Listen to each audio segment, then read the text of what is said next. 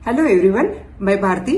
आप मुझे prosperity path page पे लाइव देख रहे हैं। जैसे मैंने लास्ट वीडियो में कहा था, हमने टाइप्स ऑफ फंड के बारे में देखा था। तो पहले मैंने आपको इक्विटी फंड्स के बारे में बताया, बाद में डेट फंड्स के बारे में बताया। आज मैं आपको हाइब्रिड फंड्स के बारे में कुछ इन्फॉर्मेशन दे रही हूँ। पहले देखते हैं हाइब्रिड फंड्स होते क्या है।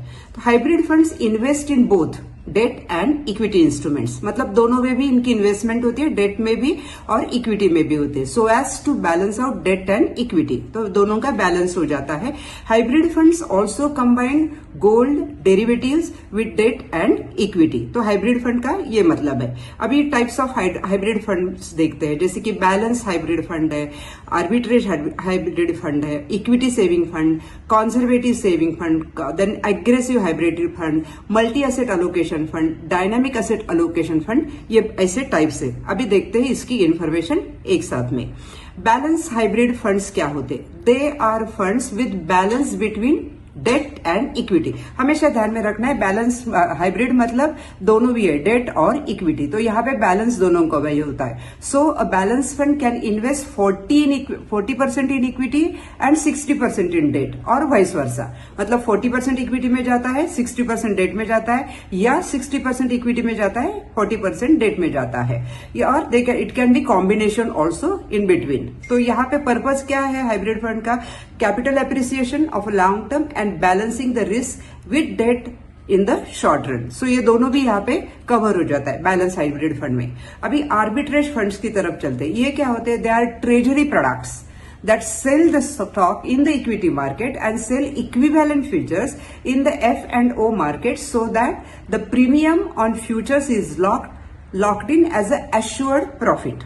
तो यहाँ पे ये बहुत अच्छी कैरेक्टरिस्टिक्स है।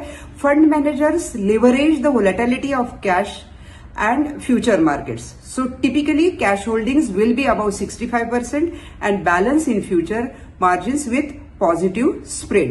तो ये इसका फीचर है आर्बिट्रेज का। अभी आगे चलते हैं। इक्विटी सेविंग फंड्स, ये क्या होते हैं? They are combination of equity fund, equity, debt and futures and options.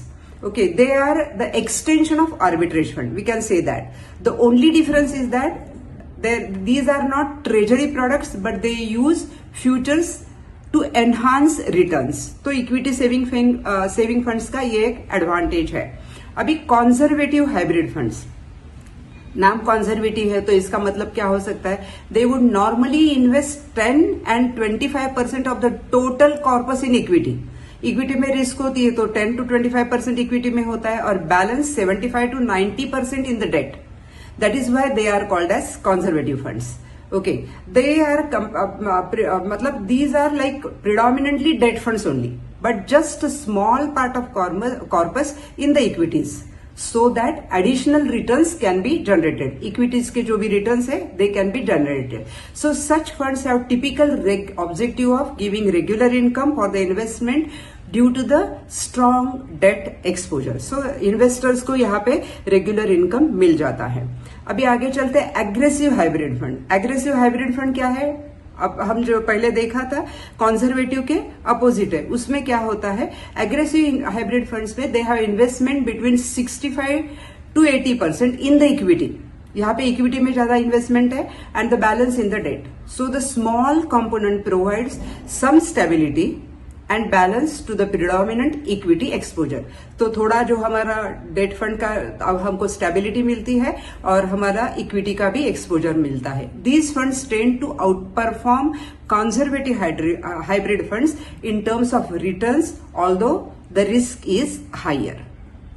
आगे चलते हैं मल्टी एसेट अलोकेशन. ये क्या होता है? Multi asset allocation funds combine at least 3 asset classes into a single fund. For example, combination of equity, debt and gold. The only condition is that each of these should be at least 10%, which help the risk diversification.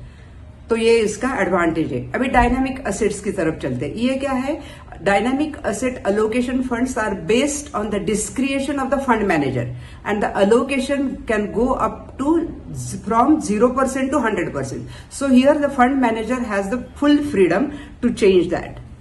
आगे की तरफ चलते हैं other funds. ये क्या होते हैं?